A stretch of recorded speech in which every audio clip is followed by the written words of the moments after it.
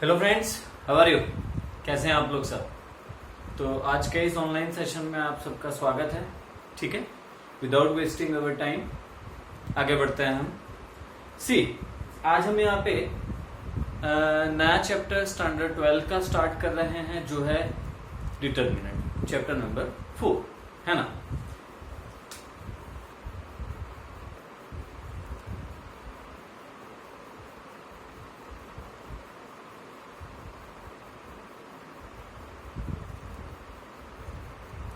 Okay, सो यहाँ पे आपको ये समझना जरूरी है कि डिटरमिनेंट बेसिकली होता क्या है। So every determinant is basically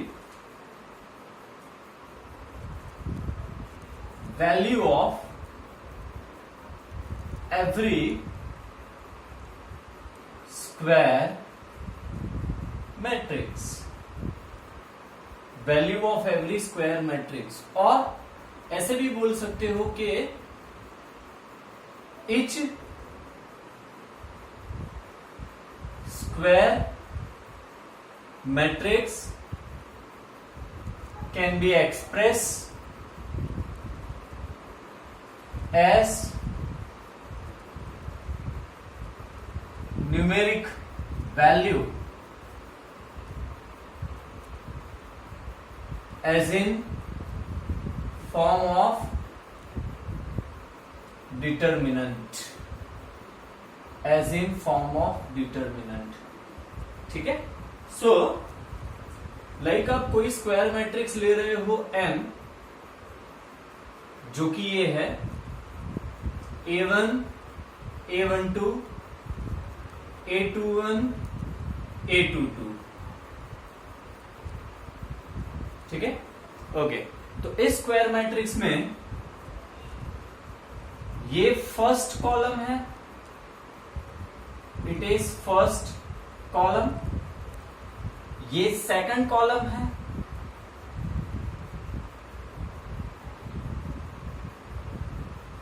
ठीक है। ये जो मैं एरो कर रहा हूं, it is first row, whereas this is second row, है ना। सो ये फर्स्ट कॉलम, ये सेकंड कॉलम, ये फर्स्ट रो, ये सेकंड रो। ठीक है, ओके। चलिए, सो इस मैट्रिक्स को अगर जो मैं लिखता हूं इस फॉर्म में, ये जो मैंने लिखा है modulus of m। So basically it is not modulus, but इसे हम बोलेंगे डिटरमिनेंट ऑफ मैट्रिक्स M। क्या कहोगे इसे आप? इसे कहोगे determinant of matrix M। So determinant of matrix M is a11 a12 a21 a22। ठीक है, ये हो गया इसका, ये हो गया डिटरमिनेंट। अच्छा, अब जो मैट्रिक्स को जानते हैं, शायद जिन्होंने इसके पहले मैट्रिक्स पढ़ा है, उनको यहां पर ये समझ में आ रहा होगा कि ये मैट्रिक्स और डिटरमिनेंट में क्या डिफरेंस है। ठीक है, हम इसको बेसिक से शुरू करते हैं। मैट्रिक्स को आप एक्सपांड नहीं कर सकते हो, ठीक है। मैट्रिक्स की कोई वैल्यू नहीं होती है, जबकि डिटरमिनेंट को एक्सपांड किया जा सकता है, डिटरमिनेंट की वैल्यू होती है। डिटरमिनेंट हैज पर्टिकुलर न्यूमेरिक और एल्जेब्रिक वैल्यू। ठीक है, इसीलिए उसे बोलते हैं ना कि it is an expression of matrix. Are you getting my point? ठीक है। सो मैं जब मैट्रिक्स को डिटरमिनेंट फॉर्म में कन्वर्ट करता हूं, तो अब मैं इसकी वैल्यू डिसाइड कर सकता हूं, अब मैं इसकी वैल्यू फाइंड कर सकता हूं, जो कुछ ऐसे मिलेगी। अच्छा, उसके भी पहले इस मैट्रिक्स में 2 रोज हैं। See, this is first row, this is second row, and there is a first column, there is a second column. That's why it is 2 cross 2 matrix, जहां पे 2, जो फर्स्ट 2 लिखा हुआ है वो रो डिनोट करता है, जो आगे का 2 लिखा हुआ है वो कॉलम डिनोट करता है। So it is 2 cross 2 matrix. Are you getting my point? ठीक है, तो ये जो मैंने यहां पे लिखा, ये भी 2 क्रॉस 2 हो गया। ठीक है, और इसे आप लिखोगे डिटर्मिनेंट को हमेशा कैपिटल डी में ज्यादातर लिखा हुआ पाओगे आप। सो है वही चीज, है वही वस्तु, वही elements, I am repeating again, but this time मैं उसे डी कह रहा हूं। और जो इंपॉर्टेंट बात है वो ये है कि डिटर्मिनेंट की वैल्यू होती है वो कैसे मिलेगी आपको? So simple cross multiplication. कैसे करना है cross multiplication? Just concentrate on arrows. मैं ये वाला एरो खींच रहा हूं, are getting my point? A11 को A22 से मल्टीप्लाई करिए, A11 A22 minus A12 A21, ठीक है। So this is value of determinant, ठीक है। तो ये हो गया डिटरमिनेंट के बारे में इनिशियल बेसिक आइडिया, जो 2 क्रॉस 2 डिटरमिनेंट के बारे में हम डिस्कस कर रहे हैं, ठीक है। आगे बढ़ते हैं, आप इतना जल्दी जल्दी नोट डाउन कर लीजिए, ठीक है। फिर हम इसके बाद 3 क्रॉस 3 डिटरमिनेंट के बारे में समझते हैं, ठीक है। You just note down.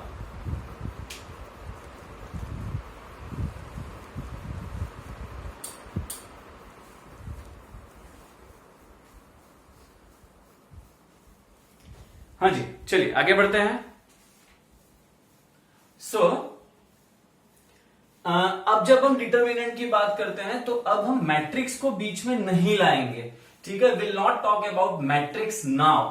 अब हम सिर्फ और सिर्फ डिटरमिनेंट की बात करते हैं। सो D इज इक्वल्स टू, मैंने एलिमेंट भी अलग लिए हैं फॉर अवर कन्वीनियंट। हम A11 A12 ना कहते हुए हम इसे अब कहते हैं A1 A2 B1 B2। So this is determinant of 2 cross 2, जिसका मल्टीप्लीकेशन होगा A1 B2 minus A2 B1, ठीक है। ओके, अच्छा, किसी के दिमाग में ये आइडिया अगर जो ये डाउट हो कि सर A11 का क्या मतलब है? सो A11 का मतलब है first row first column, A12 का मतलब है first row second column, see first row and second column. A21 का मतलब है second row first column, A22 का मतलब है सेकंड रो सेकंड कॉलम, ठीक है। समझ में आ रहा है आप सबको? चलिए आगे बढ़ते हैं। मैं ये सब मिटा रहा हूं, ठीक है। आई होप कि आपने लिख लिया होगा। Okay, next. So, determinant of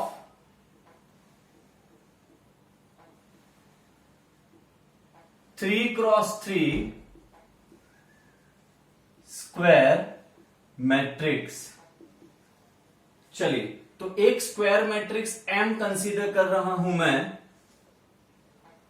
कुछ इस तरीके से, A1 A2 A3 जो कि फर्स्ट रो होगी, B1 B2 B3 second row, C1 C2 C3 third row. First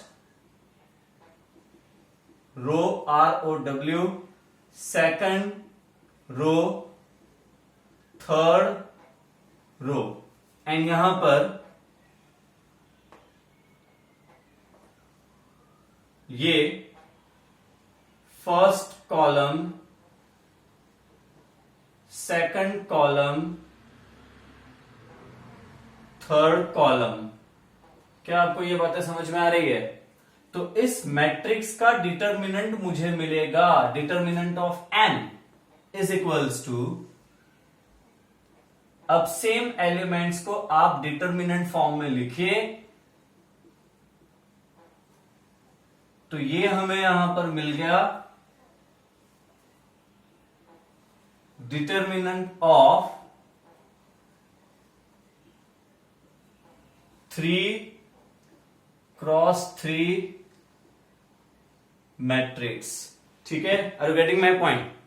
इसको भी हम, इसकी भी वैल्यू हम ढूंढ सकते हैं, इसको हम एक्सपांड कर सकते हैं। कैसे समझते हैं? आप जल्दी जल्दी इतना नोट डाउन कर लीजिए, ठीक है।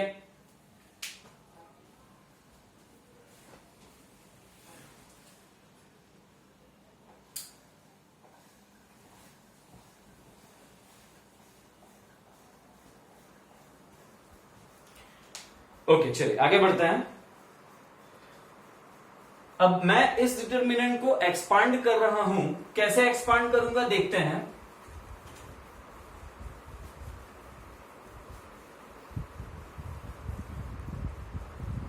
सो this determinant d is equals to, see हम इसे यूं एक्सपांड करेंगे। अब ध्यान से समझिएगा यार, a1 इंटू B2C3, एक मिनट सॉरी,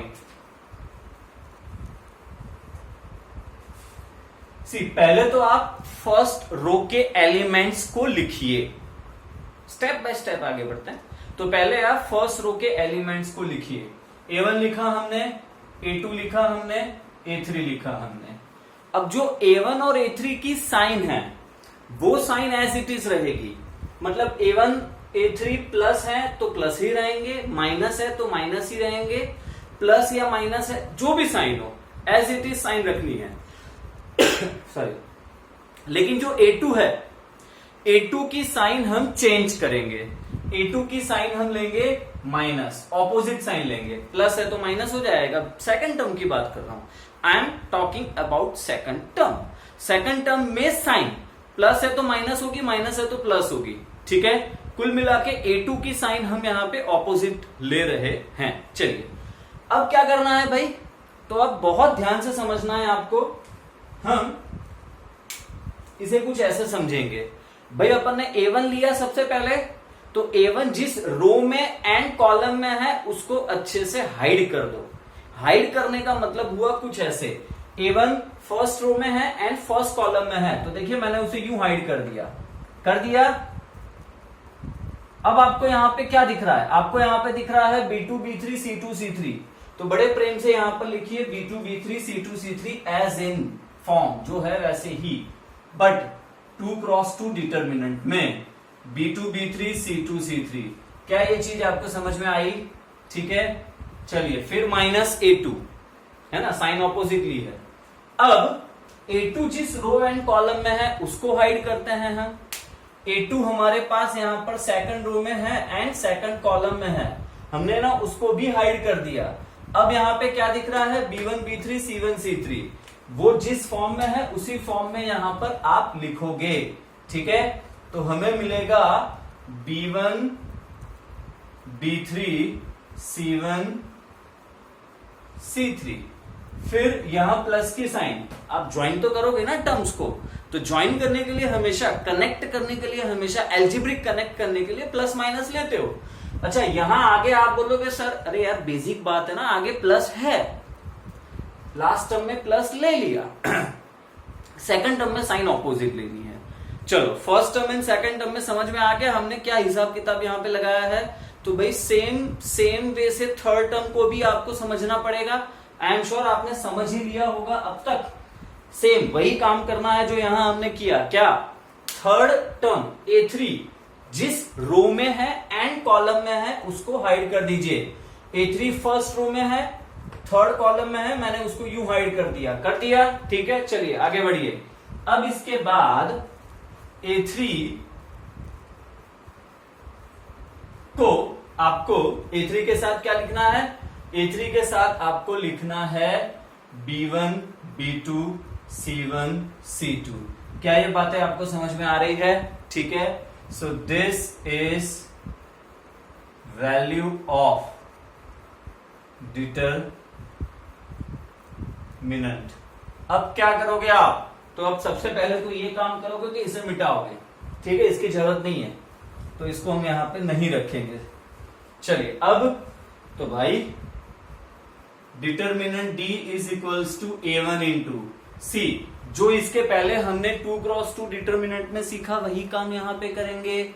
2x2 डिटरमिनेंट में जो क्रॉस मल्टीप्लीकेशन किया वही क्रॉस मल्टीप्लीकेशन यहां भी करना है। कैसे, देखो B2 C3 minus B3 C2 bracket completed minus A2 into B1 C3 minus B3 C1 plus A3 into B1 C2 minus B2 C1 is value of 3x3 determinant. ठीक है, तो क्या ये बातें अब आपके दिमाग में क्लियर हो रही है? अब आप मैट्रिक्स को बिल्कुल भूल जाओ कुछ वक्त के लिए। कुछ वक्त मतलब एटलीस्ट इस चैप्टर को आप आधे तक, एनसीईआरटी के इस चैप्टर को आप आधे तक कंप्लीट करोगे, तब तक आपको मैट्रिक्स याद नहीं करना है। उसके बाद फिर से मैट्रिक्स का रोल आएगा, तब हम देखेंगे कि आगे हमें कैसे डील करना है। ठीक है, अब आपका दिमाग पूरा डिटरमिनेंट की ओर होना चाहिए। ठीक है, क्या यहां तक आपको समझ में आया? आई होप कि आपको समझ में आया ही होगा। स्टिल नहीं आया, ध्यान से इसे आप रिवाइंड करके ध्यान से इसको अगेन समझिए। ठीक है, 2x2 डिटरमिनेंट को सिर्फ क्रॉस मल्टीप्लीकेशन करना है। 3x3 डिटरमिनेंट में इस तरीके से हमें उसकी वैल्यू ढूंढनी है। चलिए आगे बढ़ते हैं। अब आपके दिमाग में ये एक क्वेश्चन 110% आया होगा। कौन सा क्वेश्चन भाई? तो आपके दिमाग में ये क्वेश्चन आया होगा कि सर क्या हम डिटरमिनेंट को सिर्फ फर्स्ट रो से ही एक्सपांड कर सकते हैं? ये जो मैंने किया इसको एक्सपांशन कहते हो आप, है ना? तो क्या हम डिटरमिनेंट को सिर्फ फर्स्ट रो से एक्सपांड कर सकते हैं? तो उसका आंसर है नो। आप डिटरमिनेंट को हॉरिजॉन्टली किसी भी रो से एक्सपांड कर सकते हो एंड किसी भी कॉलम से भी एक्सपांड कर सकते हो। ठीक है, लेकिन इसको हमें डिटेल में समझना है आगे जाके। ठीक है, ये एक डाउट को आप इस डाउट को आप ऐसे वेरीफाई कर सकते हो कि yes we can expand with any row और with any column, but how? तो उसके लिए थोड़ा सा वक्त दो और या तो खुद ढूंढने की कोशिश करिए अभी कि सर अगर जो मैं सेकंड रो से एक्सपांड करूंगा तो कैसे होगा। ठीक है, चलिए आगे बढ़ते हैं। बस, तो मैंने आपको डिटरमिनेंट का जो बेसिक आइडिया है वो बता दिया। अब आपकी सबसे पहले प्राइमरी स्टेज में आपको क्या करना चाहिए? तो सबसे पहले यहाँ पे आपको कुछ प्रॉब्लम्स लेके एक्सपांशन सीखना चाहिए, एक्सपांशन की प्रैक्टिस करनी चाहिए, है ना? कि एक्सपांशन कैसे आप करते हो, एक्सपांशन करते वक्त गलतियां ना हो, उसके लिए प्रैक्टिस जरूरी है। ठीक है, चलिए आगे बढ़ते हैं। हम यहाँ पे कुछ प्रॉब्लम्स लेते हैं, लेकिन उसके पहले जनरल वे में अगर जो आप डिटरमिनेंट की बात करो, so in general see any determinant D. क्या एक क्वेश्चन ये भी तो यहां पे आपके दिमाग में आया ही होगा, है ना? कि सर क्या हम डिटरमिनेंट ऑलवेज 3x3 ही एक्सपेक्ट करें, 2x2 ही एक्सपेक्ट करें? नहीं, 4x4 डिटरमिनेंट भी हो सकता है ना? 5x5 डिटरमिनेंट भी हो सकता है, 6x6 डिटरमिनेंट भी हो सकता है। लेकिन ऐसे डिटरमिनेंट यहां पे डिस्कशन में नहीं हमें लेने हैं। एनसीईआरटी में ज्यादा से ज्यादा 4x4, वो भी कहीं भी बहुत ही रेयर आपको यूज किया हुआ मिलेगा। बाकी हमें 3x6 डिटरमिनेंट से ही डील करनी है। But still we write general form of determinant having n rows and n columns. ठीक है, ओके, चलिए आगे बढ़ते हैं। So A1 A2 A3 till AN, B1 B2 B3 till BN। आगे बढ़ते जाओ। ठीक है, ओके। एक चेंज यहां पे करते हैं तो शायद ये और अच्छे से समझ में आ जाएगा। पूरा एलिमेंट, सारे एलिमेंट्स वापस लिखते हैं। हाँ जी, सो A11 A12 A13 A1n A21 A22 A23 A2n। Similarly, AN1 AN2 AN3 ANN। ये हो गया n cross n determinant, n cross n determinant. इसका क्या मतलब हुआ? इसका मतलब हुआ कि यहां पर n rows and n columns हैं। ठीक है, चलिए, तो अब हम यहाँ पे बेसिक प्रैक्टिस करेंगे। एक्सरसाइज के सम्स भी हमारे पास हैं ही। हम एक्सरसाइज के सम में से 3.1 है ना बेसिक प्रैक्टिस करते हैं, है ना। तब तक ये लिख लीजिए, ठीक है। मैं पीडीएफ निकालता हूं उसका।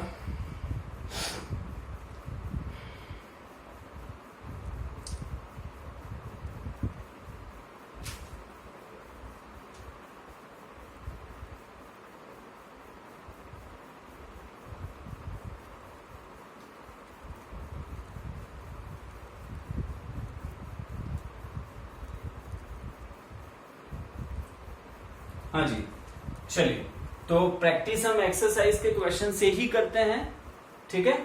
मैं मिटा रहा हूं ये सब। आई होप कि आपने अच्छे से 3x3 डिटर्मिनेंट का एक्सपांशन लिख लिया होगा। सी 2x2 में ज्यादा दिमाग ही नहीं लगाना है, इसलिए वो टेंशन का विषय नहीं है। It is not a question of tension. जो है वो खाली 3x3 डिटर्मिनेंट है। So exercise 4.1। यार देखिए, इसका फर्स्ट क्वेश्चन तो कितना इजी है, पर समझना है, प्रैक्टिस जरूरी है। चाहे कितना भी इजी हो, अगर जो आपसे फाइनल आंसर में सिंप्लीफिकेशन में गलती हो गई तो मतलब कुछ भी नहीं है ना। Everything is wrong in that scene. See simple है, क्रॉस मल्टीप्लीकेशन करिए।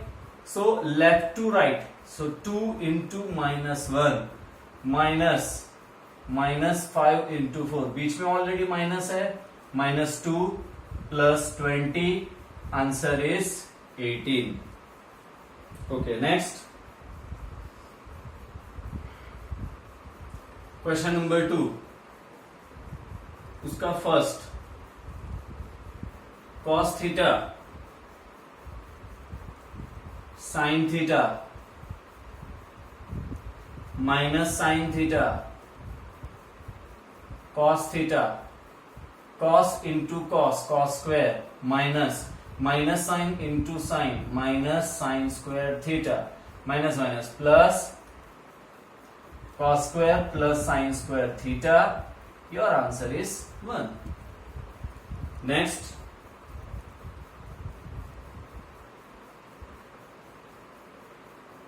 भाई यहां पे मेरे पास है x² minus x plus 1, x minus 1, x plus 1, x plus 1। चलिए क्रॉस मल्टीप्लीकेशन करते हैं।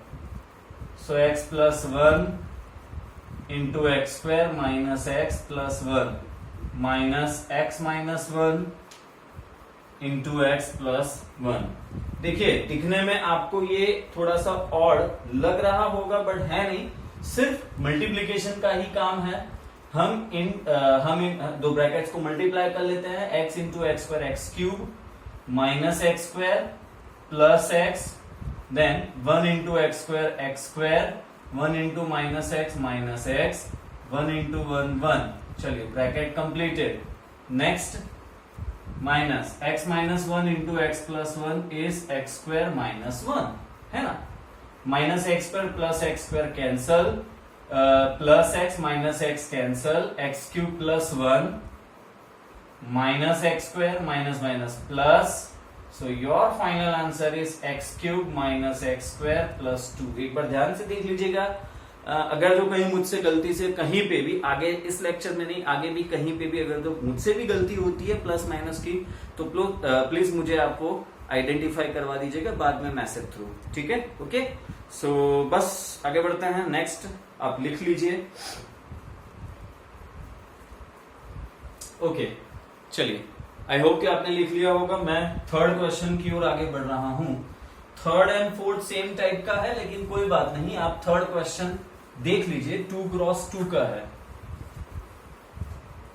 ओके, थर्ड क्वेश्चन में यहां पर ऐसा कहा है कि there is a matrix A 1 2 4 2, then show that determinant of 2 into A is equals to 4 into determinant of A। See यार, इस क्वेश्चन में आप matrix, as far as matrix concern, you can not do anything, ठीक है। But जैसे ही आप यहाँ पे डिटर्मिनेंट शब्द बोलते हो, डिटर्मिनेंट ऑफ मैट्रिक्स, तुरंत फिर ये डिटर्मिनेंट में कन्वर्ट हो गया। So LHS side, here in LHS there is a determinant of 2a, है ना। सो मतलब हमें क्या करना है, हमें इस मैट्रिक्स को 2 से मल्टीप्लाई करके उसका डिटर्मिनेंट फॉर्म ले लेना है। Are you getting my point? इस मैट्रिक्स को 2 से मल्टीप्लाई करके उसका डिटर्मिनेंट फॉर्म ले लेना है। तो इस मैट्रिक्स के हर एक एलिमेंट को 2 से मल्टीप्लाई करो, 2 इंटू 1 2, 2 2 जा 4, 2 4 जा 8, 2 2 जा 4, है ना। और इसको ले लिया हमने डिटर्मिनेंट में। बस अब cross multiplication, 2 into 4 8 minus 32, 8 minus 32 is minus 24 and RHS।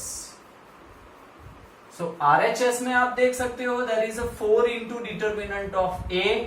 So 4 into same जो मैट्रिक्स A है उसका हमने डिटर्मिनेंट यहां पे ले लेना है 1 2 4 2, है ना। अब आप इसको यहां पे एक्सपांड करिए। सो 4 इंटू 2 1 जा 2 माइनस 2 4 जा 8, 4 into minus 6, answer is minus 24। So LHS equals to RHS, hence verified. तो आई होप कि इसके बाद का जो क्वेश्चन है वो आप सेम इसी वे से कर सकते हो। दो इट इज 3 क्रॉस 3 डिटर्मिनेंट, लेकिन आप इसे सेम वे से यहाँ पे value excuse me same way से इसकी वैल्यू आप यहाँ पे निकाल सकते हो। ठीक है, हम आगे बढ़ जाते हैं नेक्स्ट क्वेश्चन की ओर। तो यहां पर हमें 3 क्रॉस 3 डिटर्मिनेंट की वैल्यू ढूंढनी है। क्वेश्चन नंबर 5 3 क्रॉस 3 डिटर्मिनेंट हमें दिए गए हैं and we have to find the value of 3 cross 3 determinant. देखो यार, इसमें एक सही बात मैं आपको बोलूं, जब तक आप खुद नहीं करोगे ना आपको नहीं समझ में आएगा। सो इसीलिए हमारे पास 4 क्वेश्चन है, इसमें से मैं सिर्फ सेकंड ही करवा रहा हूं। ठीक है, सेकंड क्वेश्चन में यहां पर दिया हुआ है 3 माइनस 4 5 1 1 माइनस 2 2 3 1। चलिए, तो सबसे पहले फर्स्ट रो के एलिमेंट्स हमने लिख दिए 3, फिर बीच में नेगेटिव साइन और जो एलिमेंट होगा वो तो एलिमेंट है -4, फिर लास्ट में प्लस साइन और 5। ठीक है, सो फर्स्ट रो के एलिमेंट्स आपने लिख लिए। अब 3 के साथ क्या लिखोगे, तो first row and first column को हाइड कर दो। तो मुझे यहां पे दिख रहा है 1 -2 3 1। चलिए, फिर -4। अब इसके साथ मुझे क्या दिख रहा है यहाँ पर, तो -4 के साथ मुझे दिख रहा है इस रो एंड इस कॉलम को हाइड करने पर दिख रहा है 1 -2 2 1 और 5 के साथ क्या दिख रहा है आपको, 5 के साथ आपको दिख रहा है 1 3 2 1। क्या ये बातें आपको समझ में आ गई? ठीक है, ओके। सो चलिए, अब ये आप जल्दी जल्दी लिख लीजिए। हमारे पास ये फर्स्ट लेक्चर का जो फर्स्ट सेशन है वो अब बस कंप्लीट होने वाला है। नोट डाउन फास्टली, ठीक है, ओके। चलिए, अब मैं इसको यहां पर एक्सपांड कर रहा हूं इस डिटर्मिनेंट को, तो मुझे मिलेगा, देखिए आप, 3 इंटू सी, मैं इसको एक्सपांड कर रहा हूं 1 इंटू 1 1 प्लस -2 इंटू 3 -6, लेकिन बीच में साइन नेगेटिव आएगी इसलिए +6 minus plus 4 into 1 into 1 1 plus 4 1 into 1 1 -2 into 2 -4, लेकिन बीच में साइन माइनस की होनी चाहिए इसलिए +4 प्लस 5 इंटू 1 इंटू 1 1 -6, है ना। सो 3 इंटू 6 प्लस 1 7, 4 इंटू डायरेक्टली लिख देते हैं। चलिए, सो 3 into 6 plus 1 7, 7 into 3 21, 4 plus 1 5, 5 into 4 20, 1 -6 -5, -5 into 5 -25, है ना। सो बस 20 -25 -5, सो 21 -5, योर आंसर इज 16। ठीक है, ओके। तो ये हमने 3 क्रॉस 3 डिटर्मिनेंट को यहां पर एक्सपांड किया है। ठीक है, सो आई होप कि आपको यहां तक समझ में आ गया होगा। ये सेशन हम यहीं पे कंप्लीट कर रहे हैं। नेक्स्ट सेशन में हम इसके आगे से कंटिन्यू करेंगे। तब तक के लिए बाय।